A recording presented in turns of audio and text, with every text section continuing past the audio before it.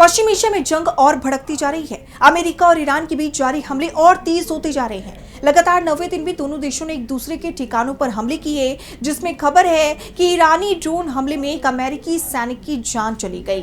तेज होते हमलों ने दोनों देशों में कूटनीति की संभावना को लगभग खत्म कर दिया है। तो क्या है ये पूरी खबर, आइए जानते हैं। अमेरिका और ईरान के बीच तेज होते हमलों ने पश्चिम एशिया को हिलाकर रख दिया है। जगह जगह धमाकों की गूंज सुनाई दे रही है।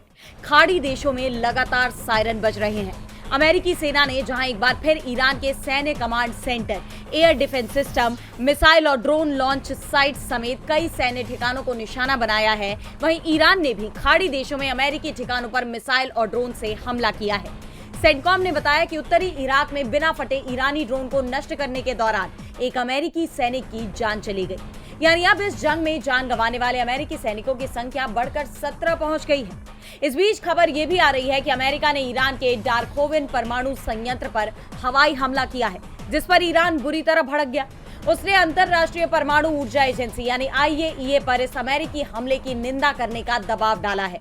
लेकिन अगर अब अमेरिका ईरान के परमाणु ठिकानों को टारगेट कर रहा है, तो इससे पूरे क्षेत्र में भयंकर तबाही मच जाएगी।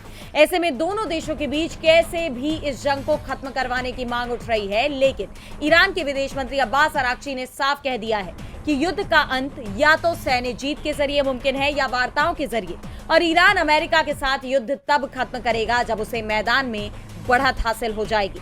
हालांकि ईरान के विदेश मंत्रालय के प्रवक्ता इस्माइल बगाई ने जरूर कहा कि मध्यस्थों के जरिए अमेरिका के साथ राजनयिक बातचीत जारी है, लेकिन उन्होंने इस बात पर भी जोर दिया कि जब तक अमेरिका के ये अपराध यानी उसके ये हमले जारी रहेंगे, हमारी सशस्त्र सेनाएं इनका जवाब देते रहेंगी।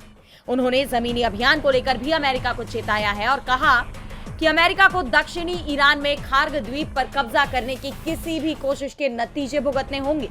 ईरान के नेतृत्व में ऐसे लोग हैं जो किसी भी जमीनी आक्रमण में अमेरिकी सेना का स्वागत करने के लिए मिनटों की गिनती कर रहे हैं। इस्लामिक रिवॉल्यूशनरी गार्ड कोर यानी IRGC ने भी साफ कह दिया है कि ईरानी सेना किसी भी दुश्मन के घुसपैठ को तुरंत बेअसर करने के लिए तैयार है।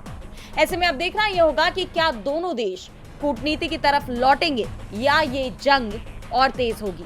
DB लाइव की रिपोर्ट। हमारे चैनल से जुड़े रहने के लिए YouTube पर टाइप करें DB लाइव, सब्सक्राइब बटन को क्लिक करें और बेल आइकन को दबाना न भूलें ताकि खबरें आप तक पहुंचती रहें। देखते रहिए DB लाइव, क्योंकि यहाँ हैं खबरें लगातार।